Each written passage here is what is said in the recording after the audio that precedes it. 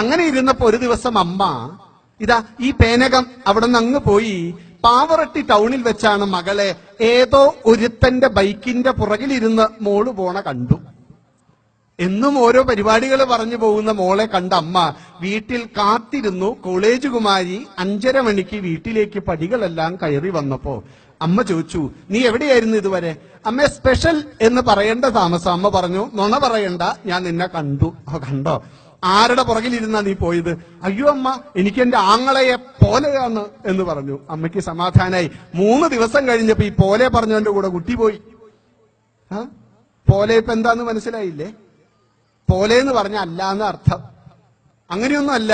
എന്നാ നിങ്ങൾ ഓരോ നാട്ടുവാർത്തകളും ഒന്ന് എടുക്കൂ. എനിക്ക് എന്റെ ഫ്രണ്ടിനെ പോലെ, എനിക്ക് എന്റെ ചേട്ടനെ പോലെ. എന്തോ ഒരു കുഴപ്പമില്ലേ അതില്? പോലെ പറഞ്ഞ് എല്ലാവരും പോയിട്ടുണ്ട്. ഭാരതീയ വിദ്യാനികേതൻ അമ്മ ഈശ്വരനെ പോലെ അല്ല. പിന്നെയോ അമ്മ ഈശ്വരനാണ്. ഈ പോലെയോ അതാണ് എഡ്യൂക്കേഷൻ. പഠിച്ച വിദ്യ ജീവിതത്തിൽ അഭ്യസിച്ചാൽ വിദ്യാഭ്യാസം, പഠിച്ച വിദ്യ ജീവിതത്തിൽ അഭ്യസിക്കുന്നില്ലെങ്കിൽ എഡ്യൂക്കേഷൻ. ഇതാണ് ഭാരതീയ വിദ്യാനികേതൻ എന്ന് പറയുന്ന വിദ്യാഭ്യാസത്തിന്റെ പ്രത്യേകത. സ്കൂളിൽ അധ്യാപിക ക്ലാസ് മുറിയിൽ രസായന ശാസ്ത്രം എന്ന കെമിസ്ട്രി പഠിപ്പിക്കും. എന്നിട്ട് പറയും, വെള്ളത്തിനൊരു രാസനാമമുണ്ട് കുട്ടി. അതെന്താണെന്നറിയോ? H2O എന്നുള്ളതാണ്. ഹൈഡ്രജന്റെ 2 ആറ്റവും ഓക്സിജന്റെ 1 ആറ്റവും കൂടിച്ചേരുമ്പോഴാണ് വെള്ളമുണ്ടാകുന്നത് എന്ന് പഠിച്ചു. കുട്ടി എഴുതി, കുട്ടി A+ വാങ്ങി. ഈ H2O ഈ കുട്ടിയുടെ ജീവിതത്തിൽ എന്തെങ്കിലും പരിവർത്തനം ഉണ്ടാക്കിയോ? ഇല്ല. എങ്കിൽ എഡ്യൂക്കേഷൻ. ഈ H2O പഠിച്ച കുട്ടിയെ അധ്യാപിക വീണ്ടും വീണ്ടും ഓർമ്മിപ്പിക്കാൻ തുടങ്ങി, മോളെ ഹൈഡ്രജന്റെയും ഓക്സിജന്റെയും ഒക്കെ അവസ്ഥ അറിയോ? ഓക്സിജന്റെ സ്ഥിതി അറിയോ മോളെ? ഓക്സിജൻ ഒരു ദിവസം ഞാനും നിങ്ങളും നമ്മളും ശ്വസിക്കുന്ന ഓക്സിജന്റെ അളവറിയാമോ? 3 ഓക്സിജൻ സിലിണ്ടർ ഓക്സിജൻ വേണം ഒരു ദിവസം നമുക്ക് ശ്വസിക്കാൻ. ഒരു ഓക്സിജൻ സിലിണ്ടറിന് 700 രൂപ വില. 3 ഓക്സിജൻ സിലിണ്ടറിന് 2100 രൂപയുടെ വിലയുണ്ട്. ഒരു ദിവസം 2100 രൂപയുടെ ഓക്സിജൻ ശ്വസിക്കുന്നവനാ ഞാൻ.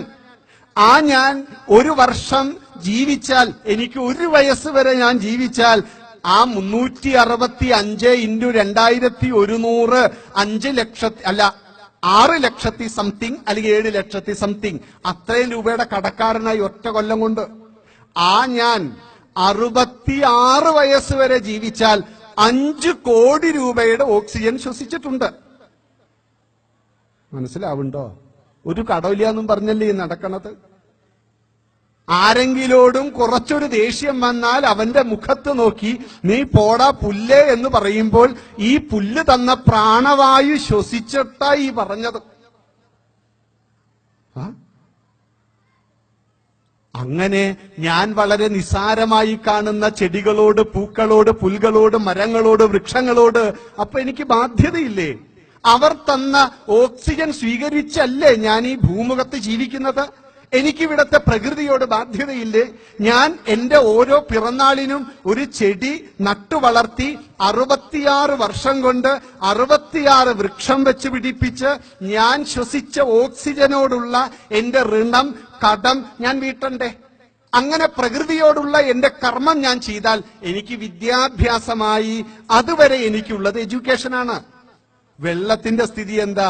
100% വെള്ളത്തിൽ 96% വെള്ളവും കടൽ വെള്ളമാണ് സുഹൃത്തെ. 4% വെള്ളമേ കുടിക്കാനുള്ളൂ. ആ 4%ത്തിൽ 2% 1% ആർട്ടിക്കയിലും മറ്റൊരു 1% അന്റാർട്ടിക്കയിലും മഞ്ഞിന്റെ രൂപത്തിലാണ് സുഹൃത്തെ.